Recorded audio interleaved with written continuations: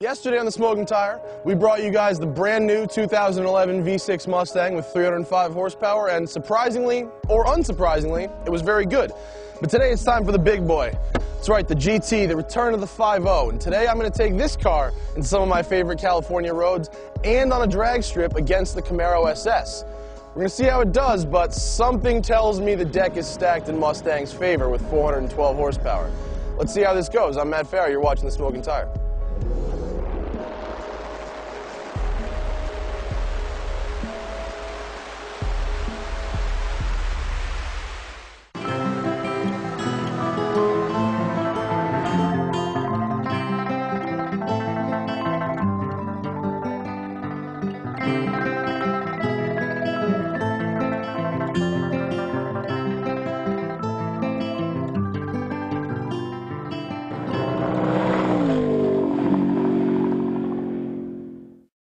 Royal Purple is the performance oil that outperforms. More power and torque, reduced wear, better economy, longer oil life. It's so good that 25 out of 28 of America's top high-performance engine builders relied on it at this year's Engine Masters Challenge. Why? Royal Purple delivers real-world performance. Royal Purple, the performance oil that outperforms.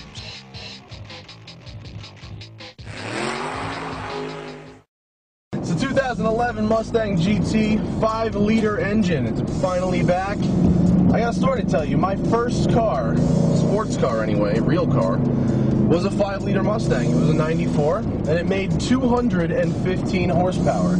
I had that car for exactly 2 weeks before I yanked the entire engine and put in a 347 stroker motor that made just over 400 horsepower. 12 years later, this car does that in stock form. 412 horsepower exactly, 390 pound-feet of torque, and the car weighs 3,600 pounds, which, for the record, is 200 pounds less than the Camaro and 400 pounds less than the Challenger. And what does that mean? Well, if you can tell by how I'm driving on the Rattlesnake right now, it means it's light, and you can feel it. You can feel it in the corners, you can feel it in the launches, you can feel it when it pulls. The engine isn't the only new thing in the car. We've got a 6-speed transmission, finally, bringing the Mustang into the 21st century. 6th gear, sort of like the Corvette, is kind of an overdrive. In fact, it's not kind of, it is an overdrive, which helps the Mustang achieve 26 miles per gallon on the highway in stick form. The 5-liter engine has been long missed, and they did a hell of a job on this guy. This engine makes power everywhere, in any gear, all the time. So I can be in second, I can be in third, I can be in fourth, whatever. Fifth is a 1-to-1 in the car, so you can even be in fifth and have some nice power.